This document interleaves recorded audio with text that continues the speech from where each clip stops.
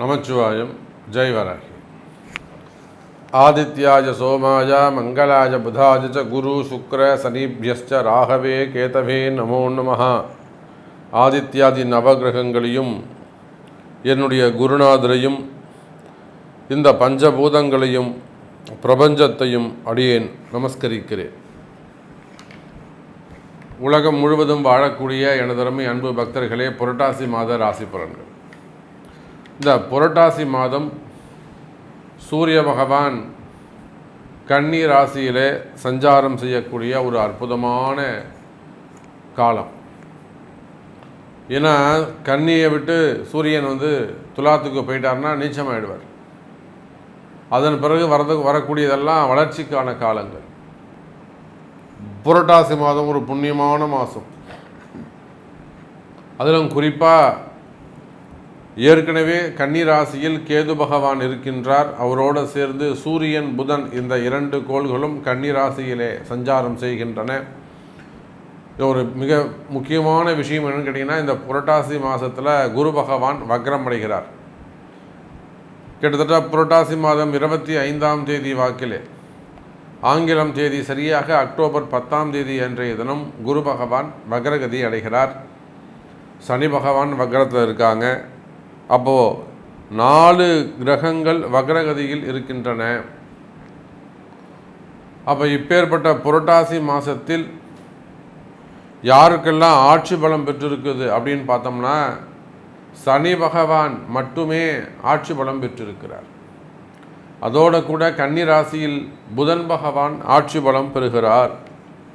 செவ்வாய் பகவான் மிதுனத்திலும், அதே போல் சுக்கிரன் ஆட்சி பலம் பெற்றிருக்கிறார். ஒரு நல்ல சிறப்பான விஷயம்.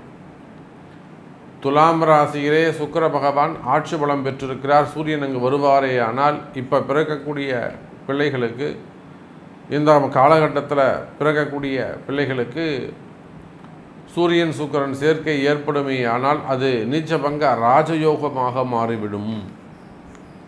அப்போ இந்த புரட்டாசி மாதத்தை பொறுத்தவரையிலே 3 கிரகங்கள் ஆட்சி பலம் பெறுகின்றன. ஒன்று புதன், மற்றொன்று சுக்கிரன், மற்றொன்று கிரகம் சனி பகவான். இந்த 3 கிரகங்களும் ஆட்சி பலம் பெறுகின்றன. எப்பொழுதும் போல மகாலட்சுமியின் வீடாக விளங்கக்கூடிய ரிஷபத்தில் குரு பகவான் வக்ர நிலையிலே அமைந்திருக்கிறார். குரு சூரியன் திரிகோண தொடர்பும், அதே சமயத்தில் சனிக்கும் குருக்கும் கேந்திர தொடர்பும் ஏற்படுகிறது. இந்த மாதத்தில் நம்ம பலன் சொல்லக்கூடிய வகை 2 தான். 2 கிரகம்தான். எதை அடிப்படையாக வச்சு இந்த தமிழ் மாத கிரகத்தை நம்ம ராசி பலனை சொல்ல போகிறோம் அப்படின்னா, சனி பகவானுக்கு கேந்திரத்தில் குரு பகவான், குருவுக்கு திரிகோணத்தில் சூரியன். அப்போ இந்த கிரக அமைப்புகள் தான் சனி குரு தொடர்பு, சூரியன் குரு தொடர்பு ஒரு மிகப்பெரிய தாக்கத்தை ஏற்படுத்தும். சனியும் குருவும் சேர்ந்தால் மிகப்பெரிய அது ஒரு ராஜயோகம், ஒரு மிகப்பெரிய பணக்கார யோகம், அது ஒரு மிகப்பெரிய ஒரு கோடீஸ்வர யோகம். நிறைய தொழிலதிபர்கள் அல்லது மற்றொருடைய பணத்திற்கு சொந்தம் கொண்டாடக்கூடியவர்கள், ஆங்கிலத்தில் பினாமி என்று சொல்லுவார்கள், அல்லது பல கோடிகளை கையாளக்கூடியவர்கள், பல கோடி அதிபராக விளங்கக்கூடியவர்கள், அதிகாரம் படைத்தவர்களாக விளங்கக்கூடியவர்கள். அப்போ இதுக்கெல்லாம் என்ன தொடர்பு இருக்கும்னு பார்த்தீங்கன்னா, நிச்சயமாக அவங்க ஜாதகத்தில் சனியும் குருவும் தொடர்பு இருக்கும். ஒன்று சனி குரு சாரம் வாங்கியிருப்பார், இல்லை குரு சனி சாரம் வாங்கியிருப்பார், இல்லை குருவும் சனியும் சேர்ந்திருப்பார்கள், இல்லை திரிகோணம் அல்லது கேந்திரத்தில் இருந்து தொடர்பை ஏற்படுத்தி கொள்ளுவார்கள். அப்பேற்பட்ட மிகப்பெரிய பணக்கார யோகம் இந்த சனி குரு தொடர்பு, அது இந்த புரட்டாசி மாதத்தில் ஏற்படுகிறது. அதே போல் சூரியன் குரு தொடர்பு, இது பணக்கார யோகம். சனி குரு பணக்கார யோகம்னா, சூரியன் குரு அபரிமிதமான ஒரு ராஜயோகம் அல்லது ஒரு ராஜபோகம் அப்படின்னு கூட நம்ம சொல்லலாம். ஆனால் நாம் இதெல்லாம் சொல்கிறோமே தவிர, இதெல்லாம் யாருக்கு பொருந்தும், யாருக்கு இது வந்து மேட்ச் ஆகும் அப்படிங்கிறது உங்களுடைய கர்மா, உங்களுடைய பர்த்து சார்ட்டு தான் தீர்மானிக்கும். இது பொருந்துமா, இது நடக்குமா, இது நடக்காதா, நடக்காதுன்னா ஏன் உங்களுக்கு நடக்காது, நடக்கும்னா எப்படி உங்களுக்கு நடக்கும், இதெல்லாம் உங்களுடைய பிறப்பு ஜாதகம் தான் பேசும். அப்போ நடக்காது அப்படின்னா அது நடத்திக்கிறதுக்கு நம்ம என்ன செய்யணும், என்ன மாதிரியான வழிபாடுகள் செய்யணும், எதை செஞ்சால் இந்த அதிர்ஷ்டங்கள் நமக்கு கிடைக்கும், இதெல்லாம் அவங்க பிறப்பு ஜாதகத்தை பார்த்து தான் சொல்ல முடியும். அப்படி பார்க்கின்ற பொழுது அன்பு பக்தர்களே, குரு சூரியன் தொடர்பு அபரிமிதமான ஒரு வளர்ச்சியை தருகிறது. அப்போது சனி குரு சூரியன், அதோடு மட்டுமல்லாது சூரியன் தனக்கு 2ஆம் பாவத்தில் சுக்கிரனை வைத்திருக்கிறார். 2ஆம் பாவத்தில் சுக்கிரனை வைத்திருக்கின்றார். சனி சுக்கிரன் திரிகோண தொடர்பு ஏற்படுகிறது. நிறைய திருமணமாகாத கன்னியர்களுக்கு திருமணங்கள் நடைபெறும். திருமண பந்தத்தில் இருக்கக்கூடிய அந்த கஷ்ட நஷ்டங்கள் விலகும். அதே போல் அந்த பிரிவுகள் இருக்குமே, ஆனால் பிரிந்த உறவுகள், கணவன் மனைவிகள், காதலர்கள் மீண்டும் ஒன்று சேருவதற்கு வாய்ப்புகள் உண்டு. ஸோ இது மாதிரி நிறைய டிப்ஸ் இருக்குது. பாருங்கள், நம்ம ஒவ்வொரு ராசிக்கும் தனித்தனியாக உங்கள் ராசிக்கு எப்படி இருக்குங்கிறத பார்த்துடலாம். அன்பார்ந்த கடகராசி நேயர்களே, இந்த மாதம் புரட்டாசி மாதம் ஒரு நல்ல மாதமாக உங்களுக்கு அமைகிறது. காரணம் என்னன்னு சொன்னீங்கன்னாக்கா, கர்மாதிபதி அப்படின்னு சொல்லக்கூடிய 10ஆம் அதிபதியாக வரக்கூடிய செவ்வாய் 12இல் மறைவு. பொதுவாக 5, 10 மறைந்தால் என்ன பொறுத்தவரையிலும் சிறப்புன்னு நான் சொல்லுவேன். 5ஆம் அதிபதியோ 10ஆம் அதிபதியோ மறைந்திருப்பார்களே ஆனால் அந்த ஜாதகர் நல்ல பலம் பெறுவார், ஸ்ட்ராங்காக இருப்பான்னு அர்த்தம் தொழிலில். அல்லது சனிக்கு 10 சிறப்பான முறையில் இருந்தாலும் அதுவும் ஜாதக அமைப்பு, தொழில் அமைப்பு அல்லது வேலை வாய்ப்பு, உத்தியோகம் அதெல்லாம் சிறப்பாக இருக்கும் அப்படின்னு நாம் சொல்லலாம். அப்படி பார்க்கின்ற பொழுது கடகராசி நேயர்களே, உங்களுக்கு சனி இப்போ 8ல் இருக்கார். சனிக்கு 10ஆவது வீடு அப்படின்னு சொன்னால் சுக்கிரன். அப்போ 10ஆம் அதிபதி 10லே அமைந்திருப்பது, பலம் பெற்றிருப்பது ஒரு சிறப்பு. சனிக்கு 10ஆம் அதிபதி யாருங்க? கும்பத்தில் இருக்கார் சனி. 10 எங்கே இருக்கு? துலாம் ராசி இல்லையா? கரெக்ட் தானே? ஆமாம், விருச்சக ராசி. கும்பத்துக்கு 10ஆவது வீடு, சனிக்கு 10ஆவது வீடு, செவ்வாய் விருச்சக ராசி. அப்போது தொழில் வளம் சிறப்பானதாக இருக்கும், உத்தியோகம் சிறப்பானதாக இருக்கும். ஏன்னா சனியுடைய பார்வை 10ஆவது பார்வை தொழிலுக்கான பார்வையாக அமைகிறது. அந்த 10ஆம் பார்வை படக்கூடிய விருச்சகத்தை குரு பகவான் பார்க்கிறார். இந்த மாதம் முழுவதும் பார்க்கிறார். அப்போ பொதுவாக கடகராசி அன்பர்களே, நீங்கள் எந்த தொழில் செய்பவராக இருந்தாலும், எந்த உத்தியோகம் செய்பவராக இருந்தாலும், எனி ஜாப், ஒரு கடையில் வேலை செய்யக்கூடியவங்களாக இருக்கலாம், ஒரு கடை வச்சு நடத்தக்கூடியவங்களாக இருக்கலாம், பெரிய ஹோட்டல் இண்டஸ்ட்ரியாக இருக்கலாம், மல்டி பிஸ்னஸ் செய்யக்கூடியவங்களாக இருக்கலாம், டெக்ஸ்டைல் பிஸ்னஸாக இருக்கலாம், ஷோரூம்ஸ் வச்சு நடத்தக்கூடியவங்களாக இருக்கலாம், குரூப் ஆஃப் கம்பெனிஸாக இருக்கலாம், 2-3 தொழில் செய்யக்கூடியவங்களாக இருக்கலாம், க்ரஷர் வச்சு நடத்தக்கூடியவங்களாக இருக்கலாம், குவாரிகள் வச்சு நடத்தக்கூடியவங்களாக இருக்கலாம், கனிம வளங்களாக இருக்கலாம், டெண்டர் பிஸ்னஸாக இருக்கலாம், தறிகள் வச்சு நடத்தக்கூடியவங்களாக இருக்கலாம், டெக்ஸ்டைல் பிஸ்னஸாக இருக்கலாம், பெரிய பெரிய மில்லுங்க வச்சு நடத்தக்கூடியவங்களாக இருக்கலாம், கால்நடை பண்ணைகள், கோழி பண்ணைகள், முட்டை பண்ணைகள், கால்நடை பண்ணைகள், விவசாயிகள். அப்போது நீங்கள் எந்த தொழில் செய்பவராக இருந்த, உள்நாடாக இருக்கலாம், வெளிநாடாக இருக்கலாம், வெளிநாடுகளில் கடைகள் வச்சு நடத்தக்கூடியவங்க, கம்பெனிகள் வச்சு நடத்தக்கூடியவங்க, ஆன்லைன் பிஸ்னஸ் பண்ணக்கூடியவங்க, நிறைய தொழில் பிஸ்னஸ் செய்யக்கூடியவங்களாக நீங்கள் இருக்கலாம். அப்போ நீங்கள் எந்த தொழில் செய்பவராக இருந்தாலும் சரிதான், எக்ஸ்போர்ட் இம்போர்ட் கம்பெனியாக இருக்கலாம், கார்மெண்ட்ஸாக இருக்கலாம், அல்லது கார்கோ பிஸ்னஸ், டிரான்ஸ்போர்ட் பிஸ்னஸ் பண்ணக்கூடியவங்களாக இருக்கலாம், அப்போ உலகம் முழுவதும் வாழக்கூடிய கடகராசி என்பர்களே, நீங்கள் எந்த தொழில் செய்பவராக இருந்தாலும் சரி, ஆடிட்டராக இருக்கலாம், ஏன் மெயினாக டாக்டர்ஸை சொல்லுங்கள். இந்த கடகராசியில் டாக்டர்ஸ் அந்த ஹாஸ்பிட்டல்லாம் வச்சுக்கிட்டு எத்தனையோ டாக்டர்ஸ் கஷ்டப்படுறாங்க. பெயர் சொல்ல விரும்பாத பெரிய பெரிய குரூப் ஆஃப் அந்த ஒரு கார்ப்பரேட் ஆஃபீஸாக இருக்கும், கம்பெனியாக இருக்கும், அந்த மாதிரியான கல்வி நிறுவனங்கள், மருத்துவ நிறுவனங்கள், ஹாஸ்பிட்டல்ஸ், டாக்டர்ஸ், இவங்களாம் எவ்வளோ கஷ்டத்தை சந்திக்கிறாங்க, எவ்வளோ ஃபேஸ் பண்ணுறாங்கங்கிறது நமக்கு தெரியும்.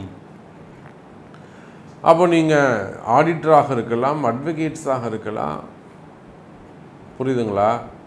அதுபோக ப்ரைவேட்டாக பதவி போட்டிகள், கவர்னராக இருக்கலாம், சேர்மனாக இருக்கலாம், டைரக்டராக இருக்கலாம். அப்போது நீங்கள் எந்த தொழில் செய்பவராக இருந்தாலும் சரிதான், எனி பிஸ்னஸ், உள்நாடு வெளிநாடு, தொழில் அமைப்புகளை பொறுத்தவரையிலே தொழிலில் இருக்கக்கூடிய போராட்டங்கள் குறையும். உங்கள் தொழிலில் இருக்கக்கூடிய யுத்தங்கள், போர், அந்த யுத்தம் பண்ணிக்கிட்டு இருக்கீங்க, சண்டை போட்டுருக்கீங்க, அந்த தொழிலை காப்பாற்றிக்கிறதுக்கு அவ்வளோ யுத்தம் பாடுபட வேண்டியதாக உள்ளது. ஒவ்வொருத்தருக்கும் ஒவ்வொரு மாதிரியான கஷ்டங்கள், ஒருத்தருக்கு பண கஷ்டமாக இருக்கும், ஒருத்தருக்கு எதிரிகளுடைய தொந்தரவுகளாக இருக்கும், இன்னொருத்தருக்கு வரவு செலவு டிரான்சாக்ஷன் ப்ராப்ளமாக இருக்கும், ஒருத்தருக்கு தொழிலே பிரச்சனையாக இருக்கும், ஒருத்தருக்கு கிளைண்ட்ஸு கஸ்டமர் குறைஞ்சிருப்பாங்க. இப்படி மாறுபட்ட பிரச்சனைகளால் ஒவ்வொரு கடகராசி என்பர்களும் அந்த தொழிலை காப்பாற்றிக்கிறதுக்கு போராடுகிறார்கள். நிறைய கடகராசி என்பர்கள் ஃப்ரீயாக ஒர்க் பண்ணி கொடுத்துட்டு வராங்க. உண்மையை சொல்லணும்னா அதுதான், ரொம்ப பாடுபட்டு வேர்வை சிந்தி வேலை செஞ்சு அடுத்தவனுக்கு கொடுத்துட்டு வந்துடுறாங்க.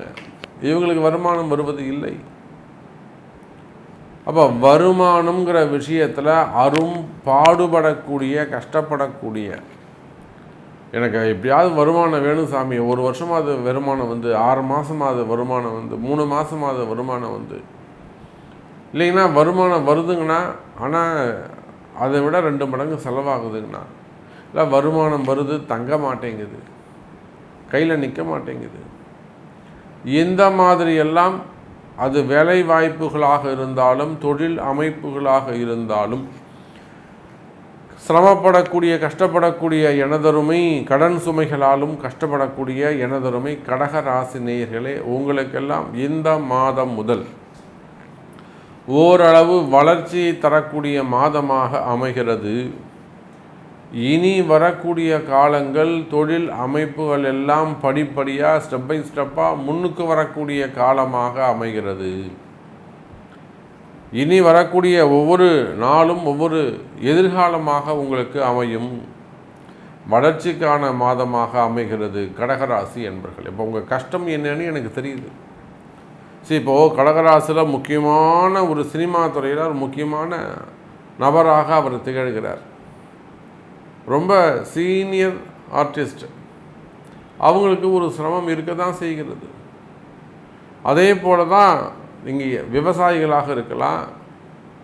அப்போ எந்த தொழில் பண்ணாலும் கடகராசி அப்படின்னு சொல்லியாச்சுனாக்கா வருமானம் குறைவு.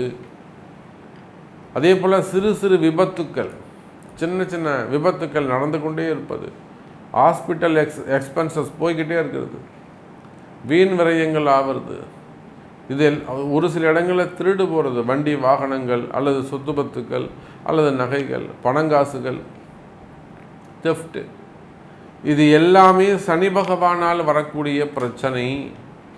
இன்னும் சொல்லப்போனால் கடகராசி என்பர்களே, உங்களுக்கு தெரியாது மறைமுகமான பிரச்சனைகள் உள்ளது. இது யாரும் இன்றைக்கி விஷயம் தெரிஞ்சு ஏற்றிக்கிறவங்க புத்திசாலி, அதெல்லாம் கிடையாது அப்படின்னு அலட்சியமாக நினைக்கிறவன் திரும்ப திரும்ப அவங்களுக்கு அந்த சிரமங்கள் ஏற்பட்டு கொண்டு தான் இருக்கும். மறைமுகமான பிரச்சனைகள், கண்ணுக்கு தெரியாத எதிரிகள், கண்ணுக்கு தெரியாத பிரச்சனைகள் இருக்குமே ஆனால், செய்வினை கோளாறுகள் இருக்குமே ஆனால், அல்லது ஒரு இடதோஷமாக கூட இருக்கலாம், ஒரு இடதோஷமாக கூட இருக்கலாம்.